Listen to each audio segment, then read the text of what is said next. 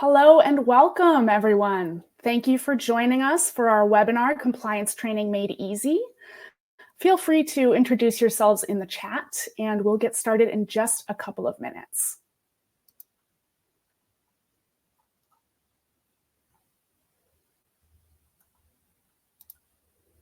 But while we're waiting, I will go over a couple of things about this webinar. So in this webinar, you'll be able to interact with your fellow attendees in the chat window to your right. And you'll also notice there's a Q&A widget as well. So you can use that Q&A widget to type any questions you might have throughout the presentation. And we on the Litmos team or on the back end will do our best to type answers to as many questions as we can in real time. But we'll also be saving a couple of your questions for a live Q&A portion, which will happen at the end of the presentation in about the last 15 minutes. Oh, I'm seeing a lot of different folks trickling in. We've got folks from Springfield, San Diego, Cincinnati, Bronx, a lot of US attendees. Harper's Ferry. Oh, we got somebody from Manchester, England. Nice, welcome. Thanks everyone for joining us. And if you have just signed on, just to recap, we'd love for you to introduce yourselves in the chat, tell us where you're signing in from. And I'm just gonna give you a brief overview of what we'll go over today. So the objectives of this webinar are to discuss how we can create a culture of compliance through continuous training and the importance of going beyond the checkbox approach for compliance training, as well as highlighting the importance, the challenges, and the best practices of effective compliance training.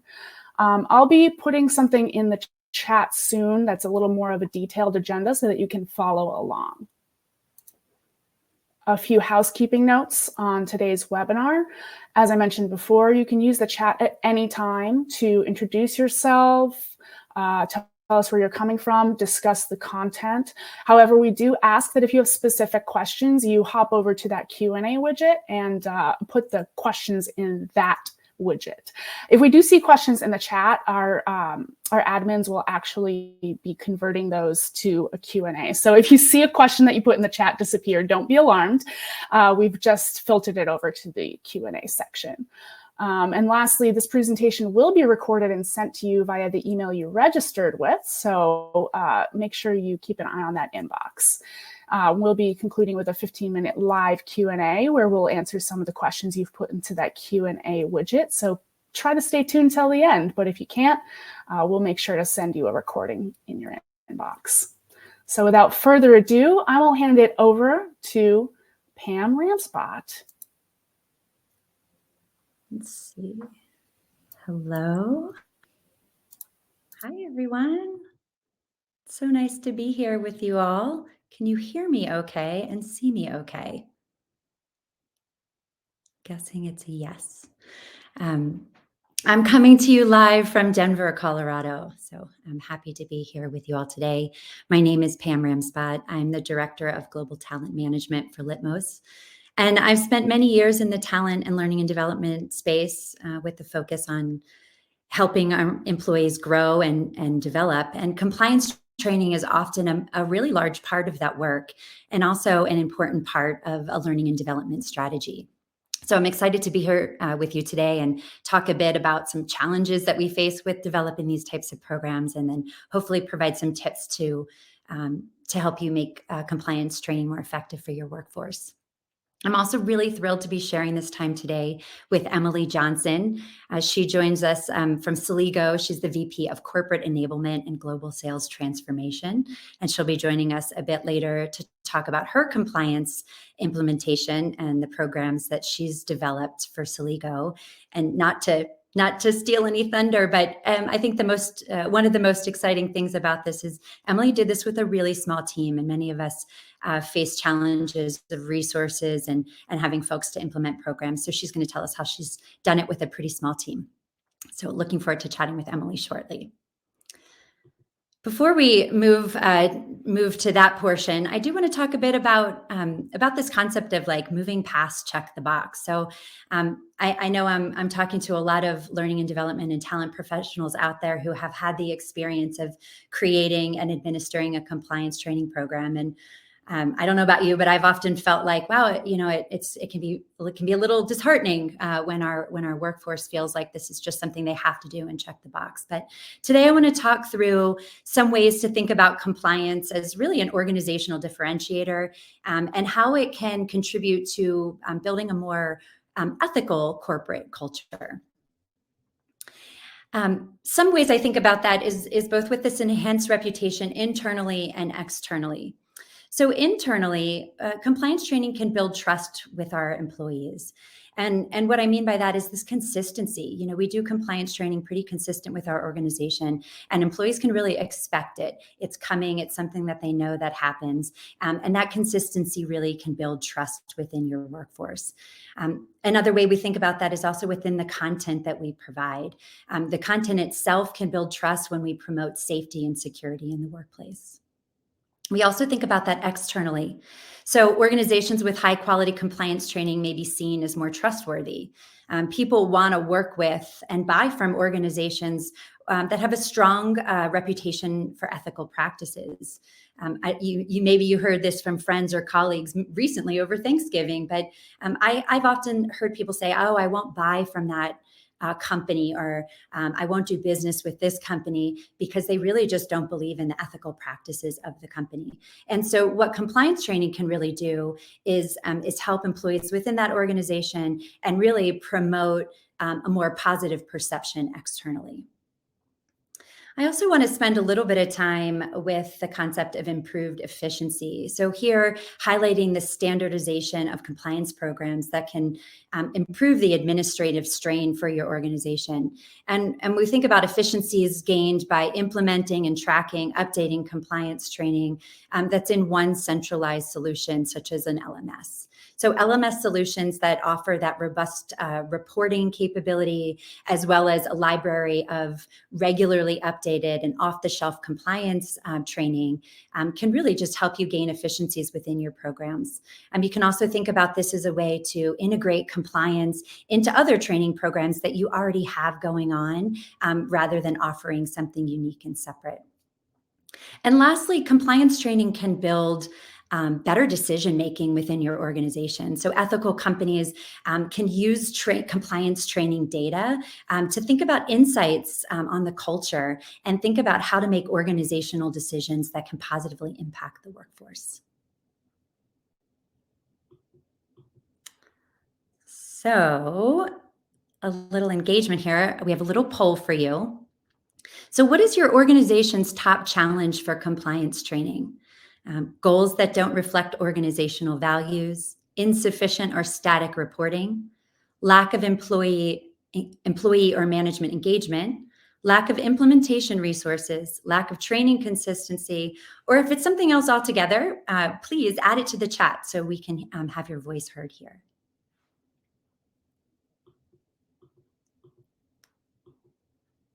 And Liz, how's it looking on the chat response?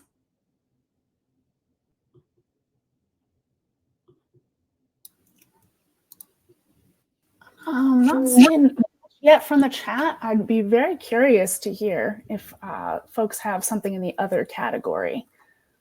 How do we do on our poll? Let's see here. For some results. Get back to the polls. I can maximize that here.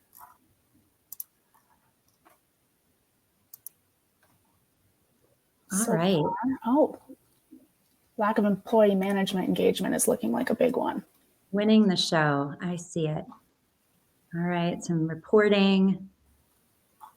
All right. Resources. So really across the spectrum here, we all have challenges. Organizations vary.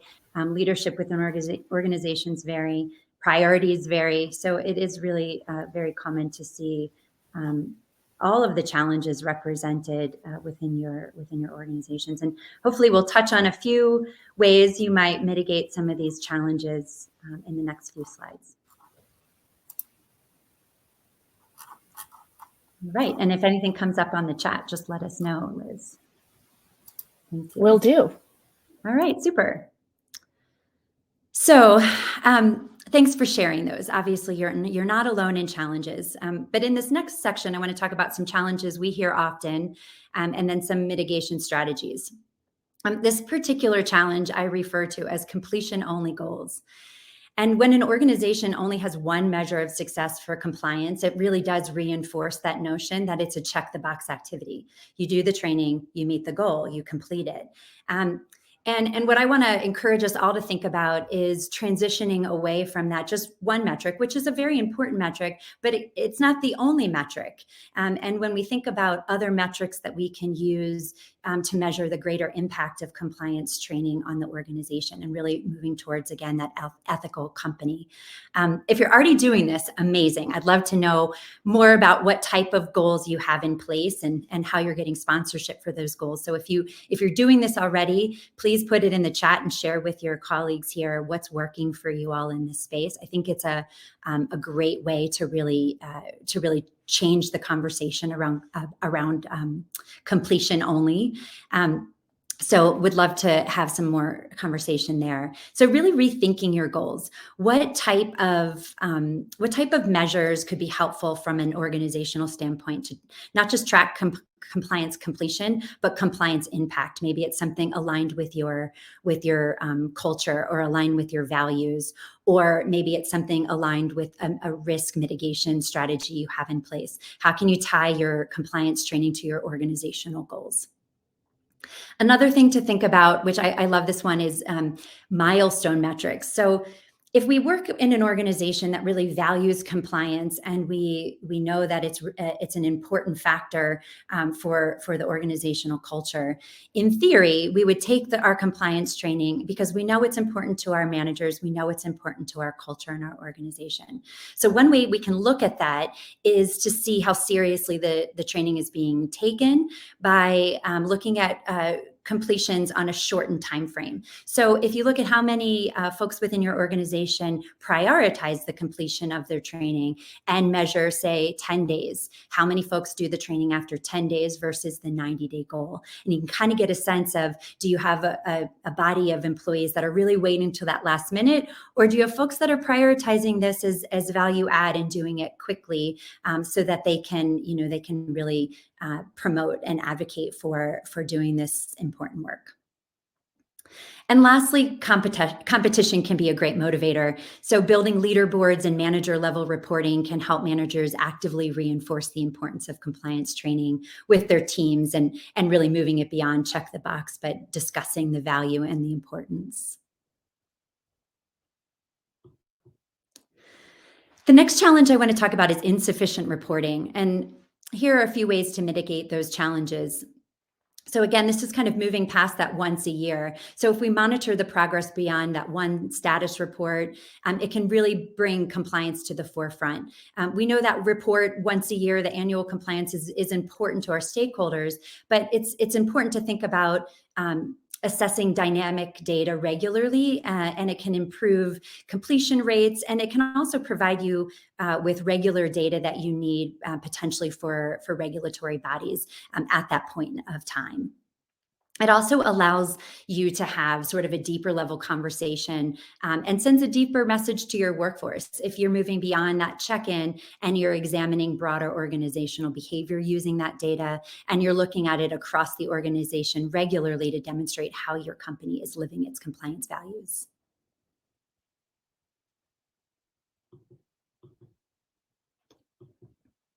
Well, this was the big one, so we'll spend a little time here. Lack of employee engagement and with compliance training for both managers and employees. And if y'all are doing some great things, please, I encourage you to share it with each other in the chat. I'm going to just talk about a few areas that might be helpful. One thing in particular that we talked about is really about setting clear goals. So if we've got organizational goals and we've got learning goals and objectives, it's helpful for the learner both to understand what's in it for them, why are they doing it, what are they going to gain, and it's also really important when they know it's important to the organization and it's part of something they do collectively as a company. So really focusing on those goals can build engagement. It's also important to make the training materials accessible. And accessibility means a whole host of things, as we know. But in this case, I'm thinking about just true access. So Is it online? Is it offline? Is it on my desktop? Can I get it on my phone? Really thinking through the strategy of meeting the learners where they are and getting them access to what they need in a place that's meaningful to them. I also think about relevancy. So making training relevant to real life examples and case studies that resonate and feel like they're connected to job functions. And then lastly, which we hear about quite often in the world of social, learning needs to be bite-sized and gamified. So I looked up this stat. TikTok recommends videos be between 21 and 34 seconds, if that gives you any idea of what we mean by bite-sized. So really catching people's attention fast, trying to build some concept awareness, and then adding on to that can help with the engagement and compliance. Next, I'll talk a little bit about this challenge of limited implementation resources. And this one really hits home for me because creating and maintaining accurate, up-to-date training specifically for compliance can be time-consuming and challenging, and especially difficult if organizations don't have all of the knowledge they need around what regulatory requirements they have, or maybe they don't have a legal resources to help build training. So to solve for this challenge, think about using online training platforms that offer pre-built compliance courses, things like automatic features for assignments, and making sure that training is being consistently repeated and completions are available. And then also administrative support to reduce the burden on your internal team can be supportive. The last thing I want to talk about is really training consistency. So standardizing your program, making sure that employees know what to expect. Oftentimes in larger organizations, you have several teams within your organization that might be delivering training around compliance. So maybe your IT team has training for compliance, and your legal team and your HR team. So how do you think about making sure that you've got a consistent message around compliance training, that the communication plan is very clear, and employees understand, oh, this is compliance training, this is why I'm doing it, and this is the focus. It can really, again, build that trust and consistency.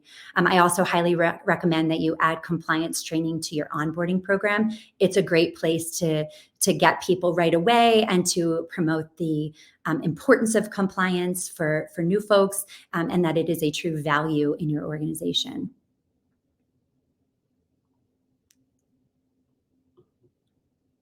All right, we have another poll, Liz.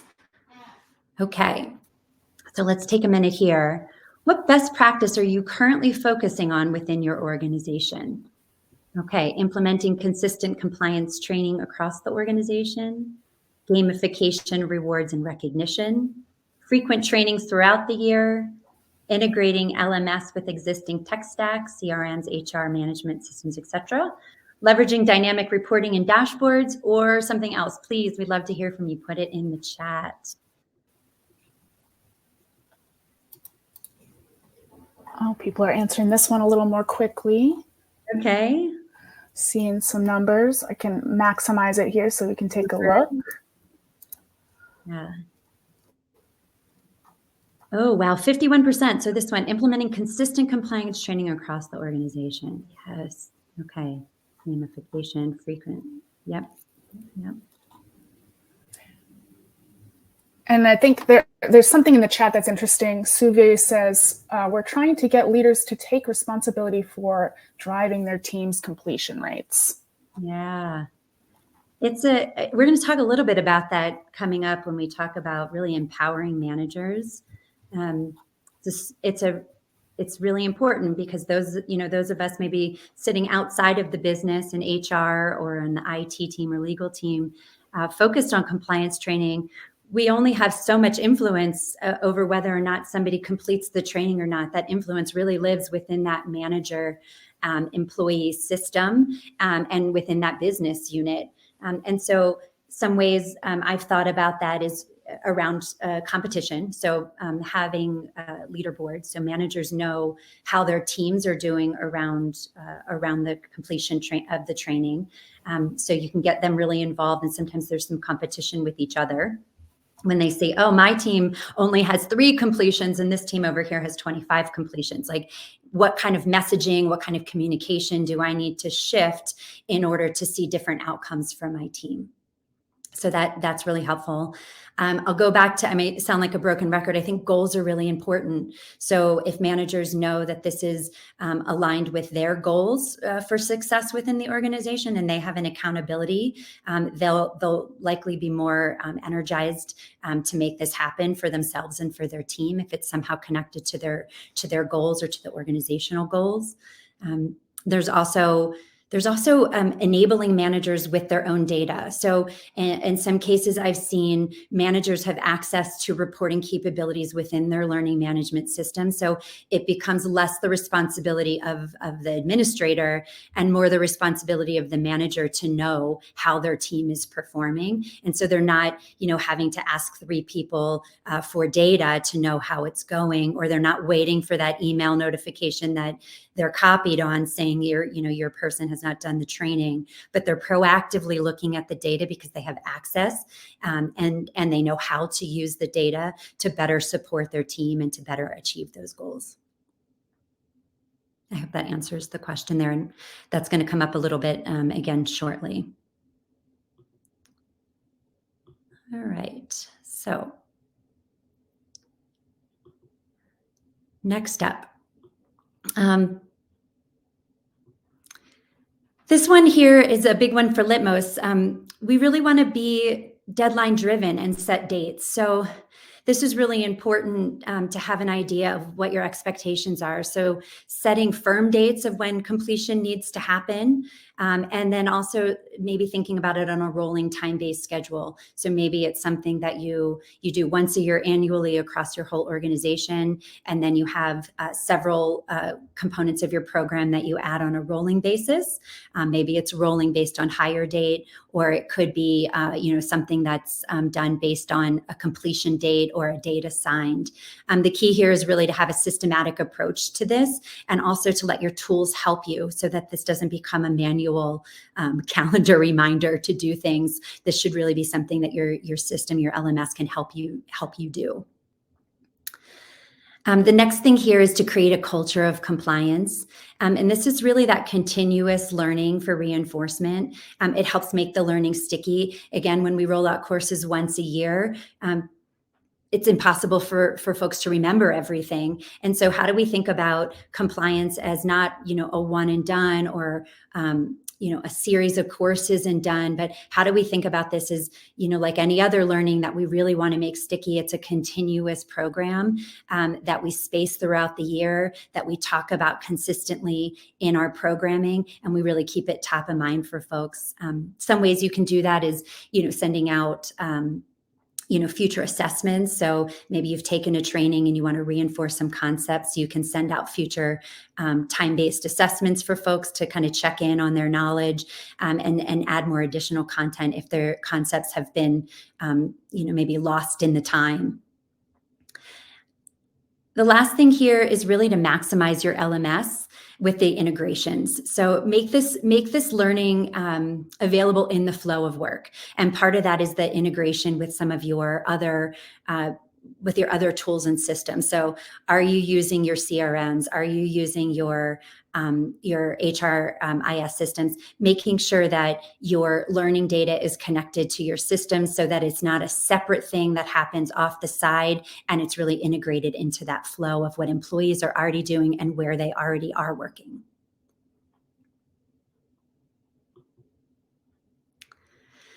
This slide really speaks to what I talked about earlier, which is really leveraging that reporting and helping empower your managers. They really are your best advocate for making sure that compliance training is not check the box. It is part of the conversation, and importantly, it actually gets done within the time frame that you have set expectations for it to get done. So when we look at reporting more consistently, and it's not simply that once a year that we check back and see did it happen. It helps our managers become more engaged in the process. It helps us become more aware of what's really happening organizationally. It helps our employees understand the importance and the value when it's not just the once a year. I also am a big advocate for this empowerment of manager usage. So if managers have access to their data, they really can be more accountable. And however that works within your organization, whether you're providing the reports to them or giving them access to pull their own data, really setting them up for success and maybe even training them on their role within this program and how to leverage their data, maybe even how to have conversations around compliance so that we can move away from, hey, you've got to do this compliance training with, why do we do compliance training? What's the real value for the organization? What do we all gain when our organization is both internally viewed and externally viewed as an ethical company? And I think those are the conversations that can really shift the mindset around compliance.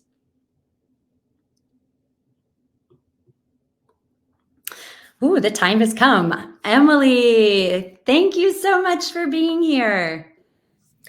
Pleasure to be here. Thank you so much for inviting me. Yes. Well, we are all very eager to hear your story and learn more about really the how. How do we make this all happen? And you've really done that with Celigo. Before we go into the details, if you wouldn't mind just introducing yourself and sharing a little bit about Celigo and your team. Yes, thank you so much for that, Pam. So hi, everyone. My name is Emilee Johnson. I have been with Celigo for over 5 years now. And in the 5 years when I had started, we were like a 150-person company, and now we're over 800. And when I started the enablement team and looking at just ensuring that we have compliance in place. So I'll dig a little bit deeper into that in just a second. When I think about compliance, there are actually two core elements or components of it. So I bifurcate it into thinking about compliance from the security side of the house and the HR side of the house. So just myself and another peer of mine, so a party of two, we're now a team of 10, and we run global enablement, and I would say that we attribute our success to being able to partner with Litmos and ensuring that we utilize all the different resources they have available from the settings in the courses so that I don't have to sit there and manually alert individuals when they have to take their compliance courses. I don't have to give them that bite-sized learning, where you talk about to ensure that they remember what they're learning. And then it just makes my security officer really happy because in the space that we're in, so Celigo is an iPaaS, it's an integration platform as a service. So we integrate different softwares together, databases and whatnot together. Security is a really, really big deal. And by leveraging Litmos and some of the courses that we've created on our own, and some of the courses that Litmos makes available through the Heroes course, catalog, we've been able to kind of complement each other and ensure that everybody has the compliance training that they need in the right mindset that they're looking for. So compliance training is really different for different audiences. So we really make our training library very robust, given just their different vertical segments that they're in. So super excited to be here, and I totally geek out when I talk about compliance. That's great. I love it. Well, maybe we'll take a step back now and just talk about what organizational challenges were preventing Celigo from reaching compliance training goals. A really great question. Thanks for that, Pam. So prior to Litmos and launching Celigo University, compliance is really hard for us. It was extremely manual and a very tedious process. Literally, we were working off a spreadsheet. So, if you're sitting there kind of thinking or kind of nodding your head, whether it's Microsoft Excel or you're working in Google Sheets, right? Stop the madness. Really just kind of leverage what we have in the reporting for Litmos and utilize all the different settings features so that it can be automated. I like to say it's almost like a one and done. You kind of set it and kind of forget about it, and you just make regulatory updates as needed. So now, as I mentioned, we kind of separate it between security and HR for compliance needs. And then what we actually do is we supplement some of the things that we need. So we do create our own courses like GDPR. So if anybody is out there and depending on the vertical segment that you're in, GDPR, HIPAA compliance, so on and so forth, The Litmos Heroes courses are just, they're basic. They're a really good launching point. But depending on your industry, you might need something a little bit more tailored and custom to your needs. And what's really great about Litmos is it gives us that flexibility that we can actually use your content authoring tool, or we can use a separate tool if we choose to do so. But it gives you that flexibility of creating very engaging courses and learning tracks so that users can be it's so the learning experience is not mundane, I guess you can say. So it kind of keeps everything live and vibrant within the system. Yeah, really helping with engagement. So I heard you say there some of your big challenges before moving to the Litmos platform were really manual. You were doing a lot of manual tracking, and you didn't have content. It sounds like you were maybe limited on what kind of compliance training content you could provide the organization. Yes, that's correct. So with Litmos, it's given us really the ability to set the compliance dates on courses. So once we establish that, users are in essence automatically assigned the course upon onboarding, and some of the compliance courses are set up to auto expire on the anniversary date. So Litmos allows us to automatically alert the users and allow them to take the courses. With the courses, you can upload a certificate, and you can embed just the expiration date on there. And that's what they use in order to ensure that they're meeting all the compliance regulatory elements, so that when we do go into an audit, instead of kind of tracking down all the different spreadsheets, Pam, my compliance officer just asks for one report. We send it to the auditing firm, and that's it. It just takes care of itself in a matter of minutes. Wow. Sounds like it's much easier on you and your team. Absolutely. So it doesn't take a large team at all. It actually just takes one person, a matter of minutes on setting those settings within the courses, and then just kind of keeping an eye on it just to make sure that if your compliance requirements do change, because some of the courses are good for 1 year and other courses are good for 2 years, depending on your security needs, setting those alerts just saves us a tremendous amount of time. Super. Yeah, I've heard a lot of things that you kind of touched on, best practices that you've used within your organization, some reporting capabilities, content, for example, and also using the CAT tool, which is an authoring tool that you can use within Litmos to create your own content. What other features do you find yourself using? A lot of folks were kind of curious about the leaderboards and some engagement strategies. What are you doing in those spaces to kind of help managers kind of own some of this process, as well as engaging your workforce? Yep. So really great question with that. Again, we use everything that Litmos has available. Like, why not? And we kind of use a plethora of everything that is available at our disposal. So you talked earlier, Pam, about reporting. So ad hoc reporting. So the quick reports are the ones that already are available in the system. We leverage that all the time. Managers, administrator, learner dashboards, we leverage that. You had talked about just connecting to different systems, and we are heavy users of the API. So as an integration company, we're experts in that. But what we use is an out-of-the-box integration that you have with Salesforce. So that helps users meet them where they're at, because that's one of the key messages that you had mentioned. So for our university, it's not just employee training. It is partner training. It is customer training. It is prospect training. And we have training globally dispersed around the world. So having those APIs and being able to feed into our CRM or our HRIS solution has been really powerful, so that as new employees come to us and they're onboarded, they're automatically triggered and sent updates and alerts to all of the different trainings that they need to take.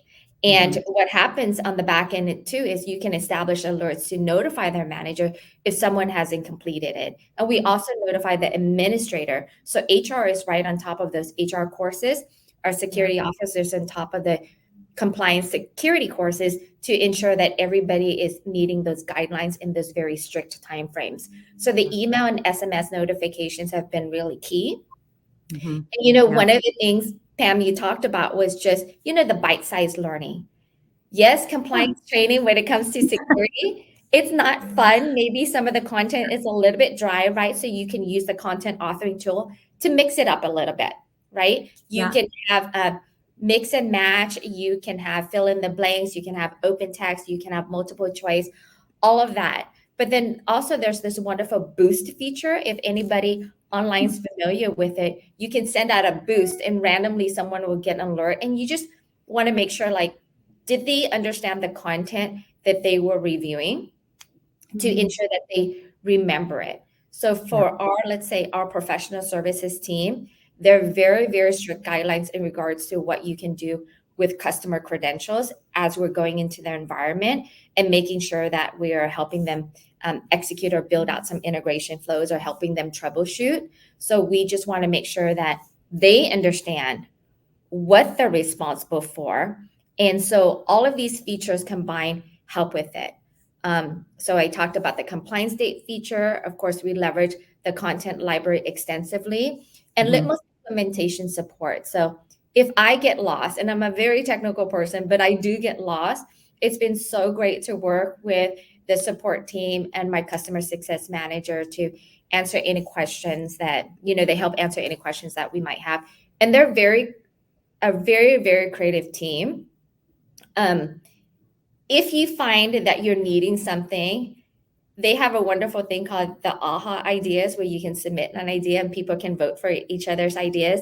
One of these days, I'm hoping something's called the Emilee feature, because I have a lot of ideas and people vote on it. But what I really appreciate is just the openness that the product team has, the company has, to understanding how we're using the platform. And in the 3.5 years that I've partnered with Litmos, it's helped us out tremendously. Super. One other question I just came up from the audience that might be helpful. So you're a global organization, and you're rolling out compliance training across different markets that Celigo operates in. So can you talk a bit about how you've thought about translations, local and local regulatory requirements, global requirements? How have you kind of processed all of that to create Celigo University?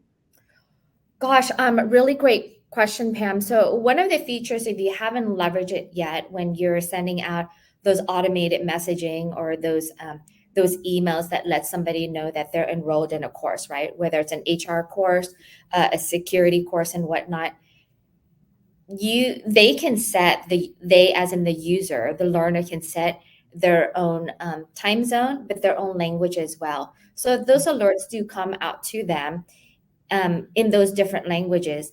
Now for us, because we are a global company, but we operate primarily, a lot of our business is in the US. We do create our content US based, but again, just kind of like leveraging the Litmos Heroes courses. If you're leveraging some of those courses, if you look at their course catalog, a lot of them are available in multiple languages. And our distributed audience does leverage that. I was able to apply Google Analytics to my university. And from there, besides Antarctica, so one day I would dominate Antarctica. Litmos is accessible and it's being accessed in over 200 countries in 6 different continents in all different languages. So we leverage what you have extensively, Pam, and that's really helped us have that global reach per se to ensure that we're helping with global enablement. Yeah, super. Thank you for sharing that. I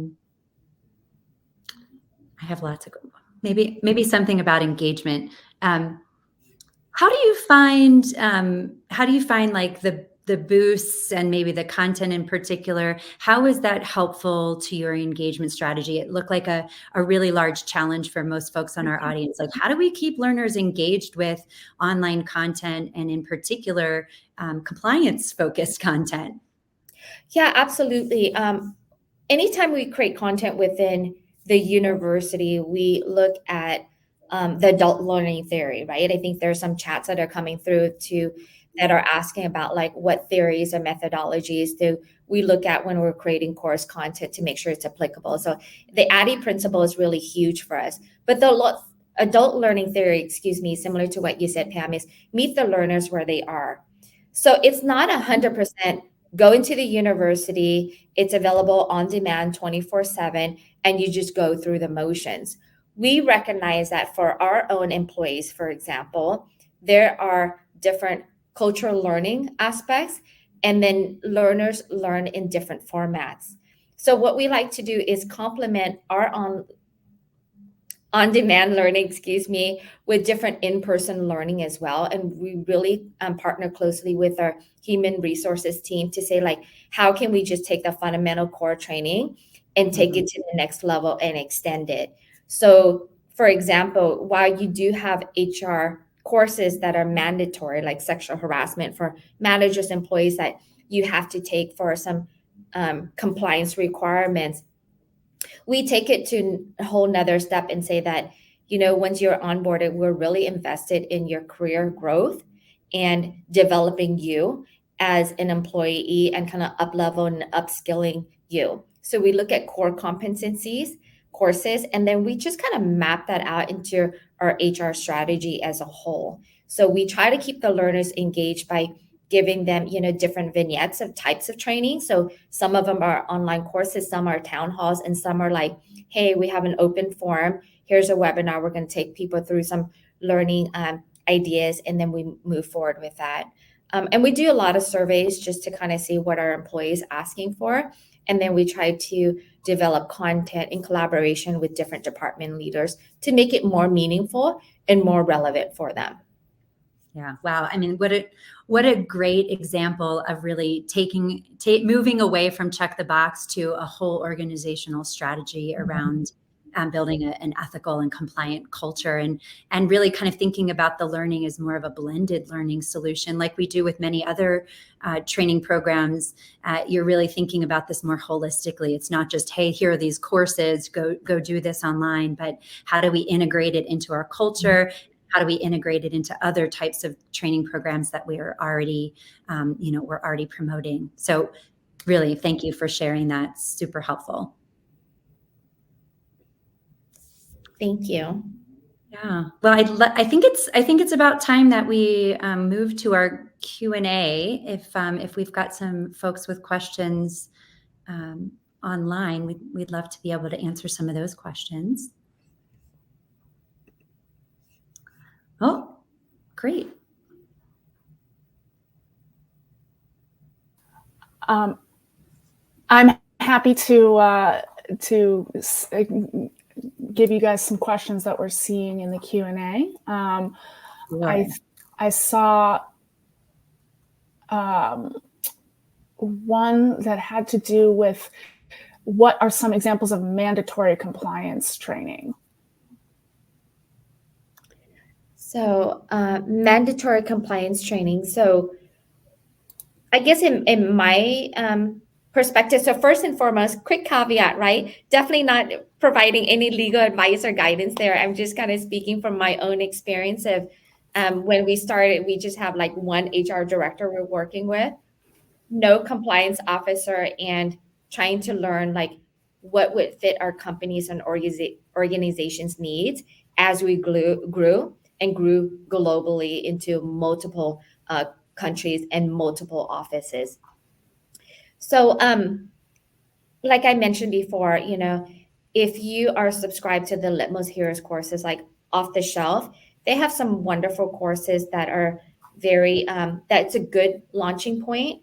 And if you are subscribed to it, like we have for the last 3.5 years, there are constant updates to it. So we leverage that as a baseline. And then what we do is, now that our organization has grown, I work with different leaders in different regions to see if there's something specific to their region that we need to create an add-on learning for, like that supplements or complements the training, and then we'll create that particular element. I don't know, Liz, if that kind of answered your question or not. No, that's great. I think that's a really good jumping off point for folks. I think I'm just looking through here. I want to make sure that I address a variety of questions here. And I do want to chime in and mention that, one of the things that Pam had mentioned on here was just a great article about just, compliance training itself. Mm-hmm. Recently, there was a great blog by one of your instructional designers. I believe it was Jonathan Davis. And he kind of talked about just compliance training, pre-built versus custom courses. And when I read through that, I'm like, it just really hit home to me because it's things that constantly percolate through my head when I'm trying to consider, do I use something that is already, kind of available off the shelf, right? So some of the things Jonathan talks about was the cost effectiveness of it, the time saving, the broad coverage, the expertise of it, benchmarking, so on and so forth. But on the other side of the spectrum, if you're creating a custom build course, for me, that's almost like a course like a 2.0, an evolution of it. So when you're creating something that's a little bit more custom, there's more relevance to it because you're addressing specific organizational needs and compliance requirements, addressing different risks and challenges. And then Jonathan also talks about aligning to the company culture, engagement, flexibility, so on and so forth. So for anyone online, if you're kind of sitting there thinking, I only have it's just me, I can guarantee that you can absolutely be successful utilizing Litmos and the Heroes courses and kind of using that as your benchmark. But if you're a larger organization with a global reach and you're kind of like, gosh, there are so many nuances that I have to get on top of, right? You definitely want to work with your HR team, or if you have a compliance officer, kind of really diving in and kind of understanding how do we make something that's really relevant for us. And you might lean towards creating a custom course, and then you might end up in the same boat that we are in. Is we leverage both in order to make sure that we are very thorough, the training is consistent, it's available on demand, and it meets the learners where they want to be met. Absolutely. Thanks for that. And just to let people know, I did put a link to that blog post in the chat. And it is, it's a great resource for understanding the benefits and challenges of each method. One other question from Matt is, in an industry where staffing may be an issue and there's a call for live training, how would you schedule or organize trainings to maximize completion? So this is about instructor-led trainings. Yeah, really great question. And for Matt, I believe, who asked that question, I don't know if you've leveraged it. Again, going back to the great tooling inside of Litmos, you can integrate like a Zoom account into it and you can schedule meetings from there.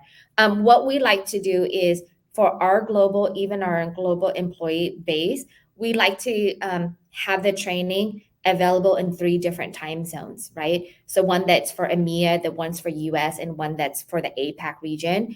That has been kind of like our go-to kind of default for the 3 core buckets that kind of hits all the global regions. And we do have the same training available, and we also make it available online as well. So one of the nifty things that we do is every time we have a live webinar, we curate that and convert that into a course, and we pop it into Litmos, we pop it into our university, because guess what? That's a digital footprint. And that's something that I always talk to my team about. When somebody accesses the course and they complete it, you don't have to chase them down. You don't have to chase their manager down. You just go in, pull report, and see who's accomplished it, and you can report it out. So one of the things that our company looks at is OKR, so objectives and key results. And as one of those things, I always have as part of that, just the learning. Right? So we have different certifications. I love it. Gamification that we have in the system. We've built all that out with Litmos, and we actually report it at an executive level to say who's completed training at what level, the percentage, and I have markers. So it's really a partnership with the compliance officer on the security courses, with my HR team for onboarding and HR relevant courses. We want to make sure that there's a global reach and everybody's participating. But in order for them to participate, one of the things Pam talked about is just ensuring that, there's consistency, right? We don't want lack of employee or manager engagement. We want to be able to get the reports for deeper analysis. It allows you to do all of that in conjunction when you do run the report. And we set that expectation out of the gates as part of the onboarding, that there are different learnings that they have to take as a requirement, and different learnings we encourage them to take as part of their own employee development. And by positioning it that way, we've really been able to get a really high engagement rate and completion rate of all the different courses that we put out there. That's awesome. I think to do with completion rates and engagement, we did have a question.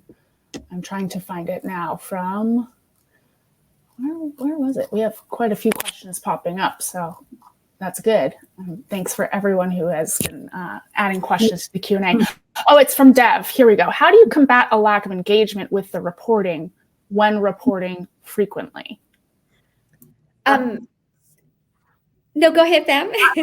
I'll make a quick note, and then you can, tell us how you do it. I think Emilee kind of hit on this. It's really that sponsorship. So at our executive level, Emilee is able to provide that reporting, and they're looking and they care and they're invested in it. And when you have sponsorship across that level of leadership within the organization, the reporting matters. And folks don't just, kind of brush it off as like that thing that is, from HR or from compliance.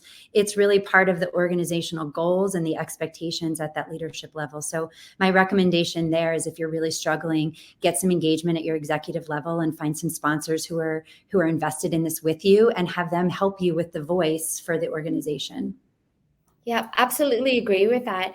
And I do want to add to that is the fact that whether I was a team of 2 or a team of 10 for the enablement side of the house, it really is all of my frontline managers that are in partnership with us. So again, just not to like pound on all the different, amazing Litmos features, but if you establish somebody as a manager in the system and they have a hierarchy, right? So you establish the teams and they have the hierarchy there.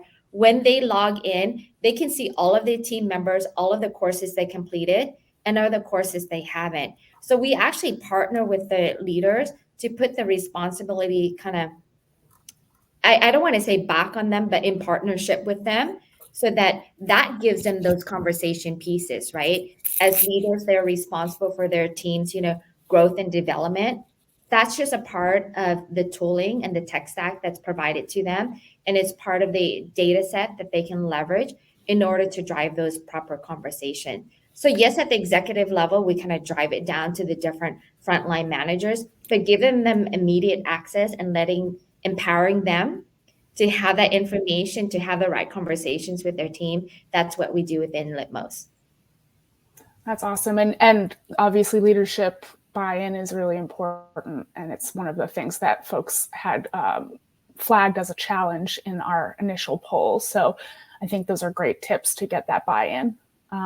I wanted to quickly call on Christy Bacchus to give us some insights, because we did have a couple of questions about our course offerings in terms of whether we have specific course offerings for different regions and different states in the United States. And we also had some questions about our leaderboards, and people kind of just wanted more details on the gamification aspects of our Litmos product. So I wanted to marshal Christy into the chat here and see if she could give us some insights on both of those features. Excellent. Can everyone hear me okay? Okay, excellent.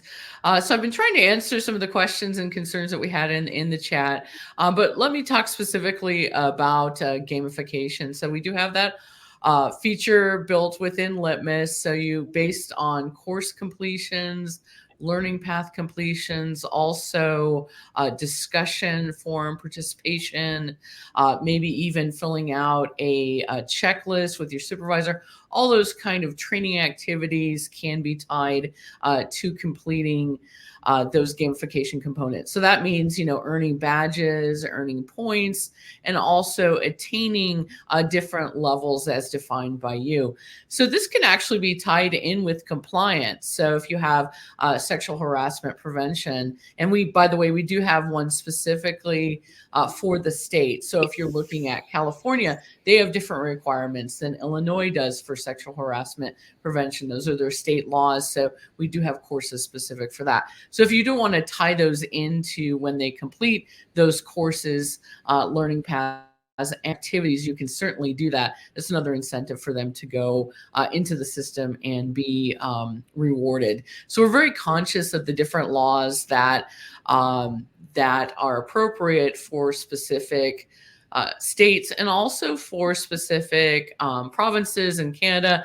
And then lastly, globally, as far as country specific requirements too, whatever those may be. Now, you may have something in the UK that you're required to do that you wouldn't have in the US. And again, we have learning paths that are specifically for that. So although we are not legal advisors, right, we don't advise you legally, we do have legal SMEs that we consult with when we're developing our courses to make sure we do follow those requirements there. Okay. And then in terms of gamification, a few folks were just asking a little bit more about the leaderboards. Like specifically, I think there was a question about whether you could retroactively apply apply badges to folks who had completed a compliance course, or what those leaderboards sort of look like. So if you could provide any insights on the leaderboards and how those work, that would be great.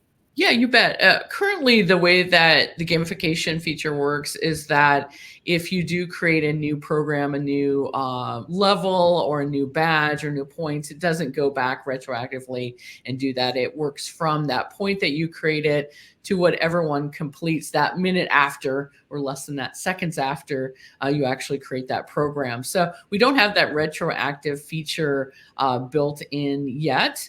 But again, lucky you, we've just hired some more product management team members. So we're going to be accelerating our enhancement deployments much quicker than we have in the past. So I think you're going to be really excited about that. Awesome. Thanks so much for hopping in and answering some of those questions. Let's see. I'm going to go back to our queue here. Oh,